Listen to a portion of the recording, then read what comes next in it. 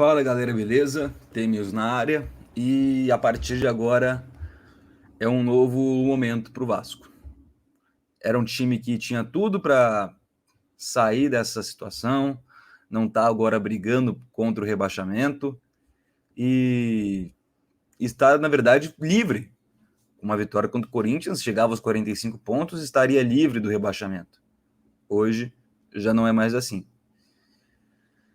Um jogo de muitos erros, um jogo de alguns culpados e um jogo onde o Corinthians não foi superior até o 3-2. O Vasco dominou uma boa parte do jogo.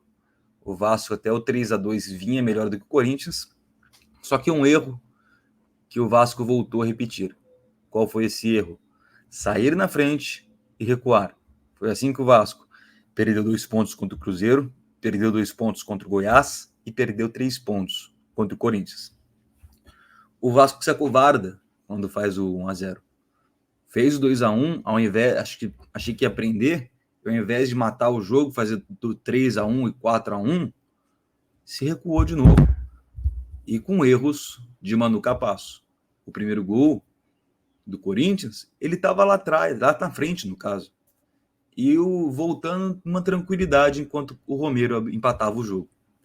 Depois, no segundo gol, ele deixa o Romero. Se você prestar atenção, o cruzamento vem do Fagner, a cabeçada do Lucas Veríssimo e ele deixa o Romero entrar sozinho. Ele não fica grudado no Romero, ele marca a bola.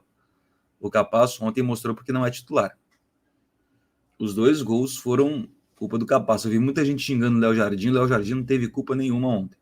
O Léo Jardim não teve como fazer. O Léo Jardim faz 2 milagres pro jogo, mas ele não é santo para fazer milagre todo o jogo. Ontem foi culpa do time. E aquele gol do Moscardo foi ridículo a forma como ele chega livre na entrada da área. Sem ninguém mordendo, marcação do Vasco ontem estava terrível, também por um erro de estratégia do Ramon Dias, já que no jogo contra o Atlético Paranaense, ele entra com 3 zagueiros, desnecessário, tá? Desses 3 zagueiros, 2 estavam pendurados. Ele não pensou no jogo seguinte, porque se o Maicon tivesse ontem, o Vasco não tinha perdido. Além de tudo, o Zé Vitor, com um clima já bem estressante, vai querer bater de frente com o Capasso. Se eu fosse o Ramon Dias, eu falava, ô, menino, tu não joga mais aqui não. Bater de frente com o craque do time, bater de frente com o cara que é o artilheiro do time hoje na temporada, atrás do PEC, logicamente, mas passou o Pedro Raul ontem, com um golaço, diga-se de passagem, e ajudou ainda mais a tumultuar o ambiente. Depois disso, o Vasco dominou uma boa parte do jogo, foi superior, o Corinthians não foi superior até o 3-2. Depois do 3-2, o Ramon comete um erro que a gente vem falando toda a transmissão, que é pegar e acabar com o meio de campo do time.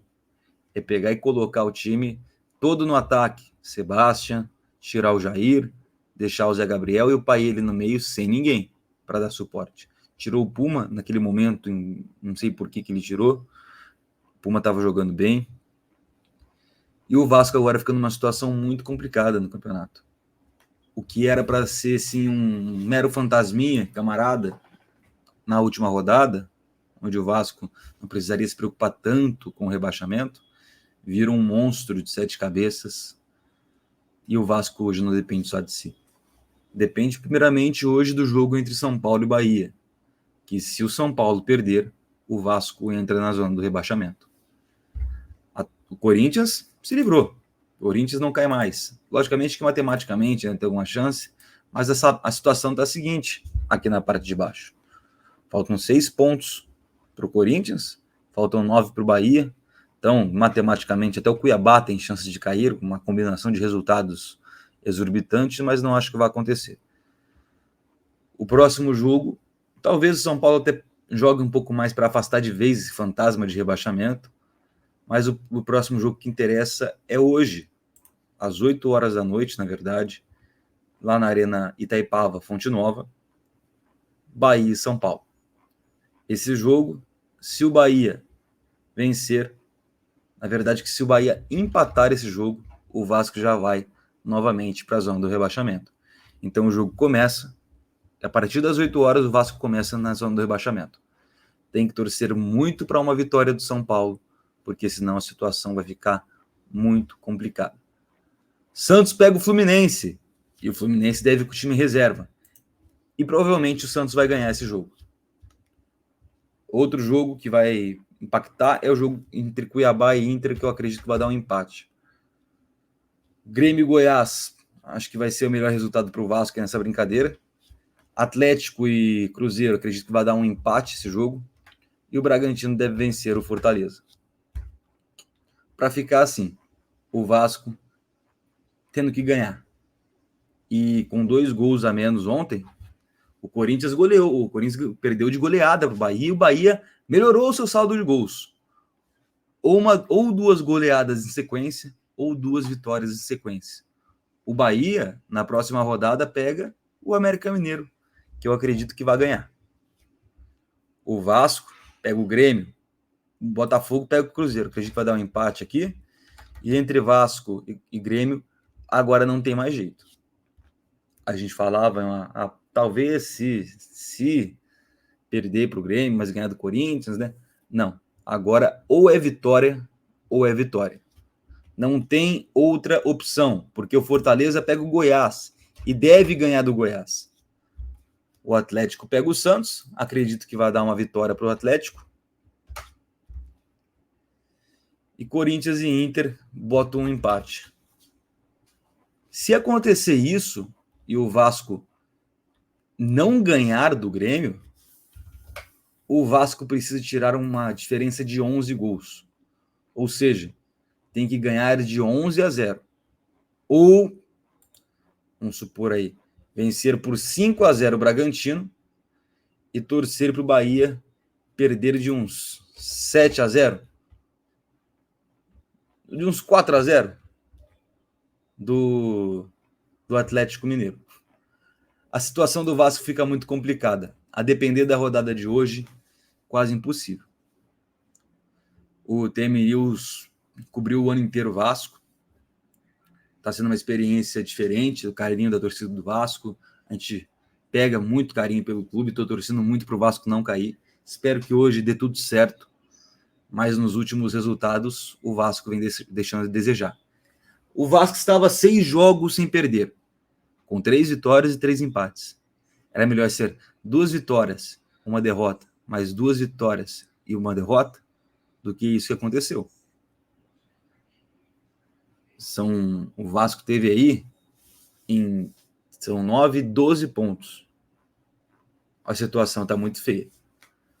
Essa derrota para o Corinthians vai deixar o Vasco em uma situação muito complicada, que eu espero que não se resulte um rebaixamento. Hoje a gente vai fazer um pós-jogo dessa partida entre Bahia e São Paulo, tá? Hoje a gente vai fazer um pós-jogo de Bahia e São Paulo, porque a depender desse resultado, depois das 8 horas, o negócio pode ficar muito feio. Espero que São Paulo ganhe e que o Vasco ganhe do Grêmio na próxima rodada, porque senão a situação fica muito feia. Gente reclamando do Léo Jardim, que não teve culpa de absolutamente nada.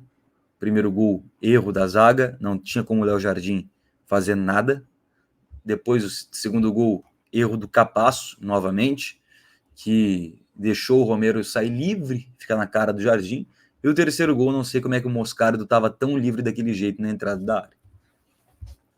No último gol, uma jogada pela direita do Giovani, do Wesley, e o Zé Vitor ficou olhando. O cara meteu a banca no Vegete, mas ficou olhando o jogador do Corinthians entrar na área e tocar para o Giovani, que chegou livre para fazer o gol. Então, assim, culpa do Léo Jardim nenhuma. Culpa do Ramon, sim, que é o que a gente fala nas transmissões. Toda vez que o Vasco está perdendo, ele acaba com o meio de campo do Vasco, bota Vegete com o Sebastião, que pula em cima do Vegete, só atrapalha o cara, não tem sobra,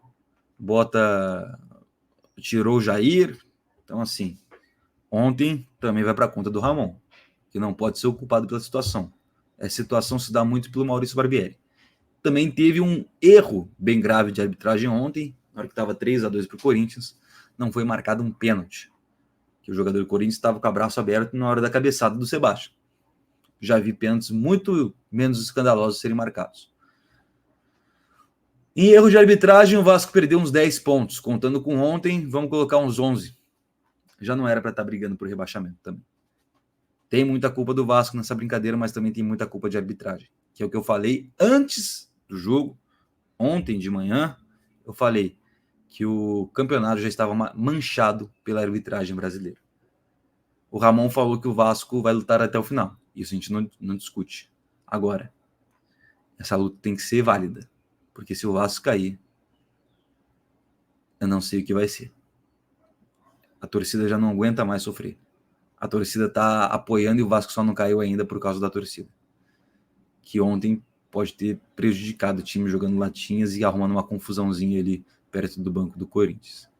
Espero de verdade que o Vasco não caia. Espero que vença o Grêmio e que vença o Bragantino. Porque só assim o Vasco vai ficar tranquilo. Bom, galera, peço para vocês que deixem seu like, se inscrevam no canal, isso ajuda muito a gente.